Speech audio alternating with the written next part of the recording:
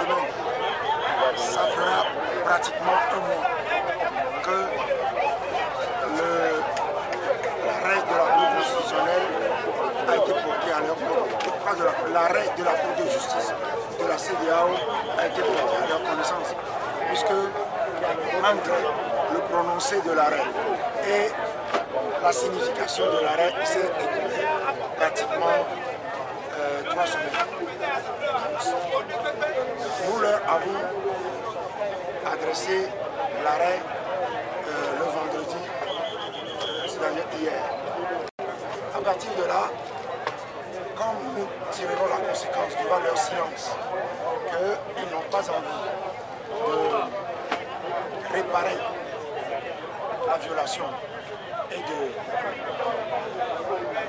faire face à leurs obligations en tenant compte du contenu de la décision, nous prendrons nos responsabilités en mobilisant la population pour les obliger à s'exécuter et ou à exécuter l'arrêt.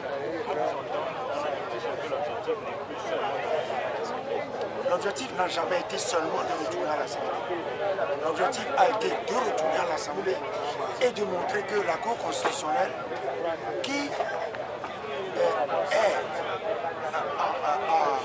l'alpha et l'oméga du processus électoral, que cette Cour constitutionnelle n'a jamais été critique et qu'elle est partisane et qu'elle œuvre inlassablement pour le maintien du RPT au pouvoir.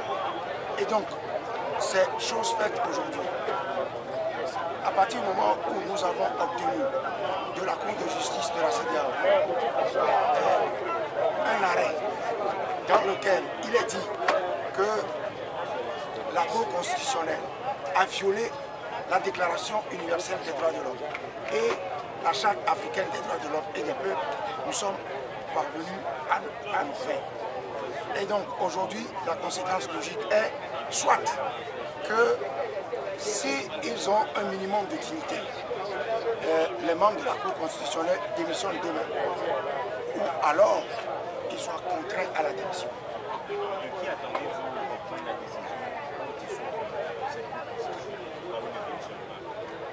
C'est de soit des autorités togolaises qui prennent leurs responsabilités compte tenu du rôle qu'elles ont joué dans cette affaire, ou alors d'un cadre sérieux de discussion.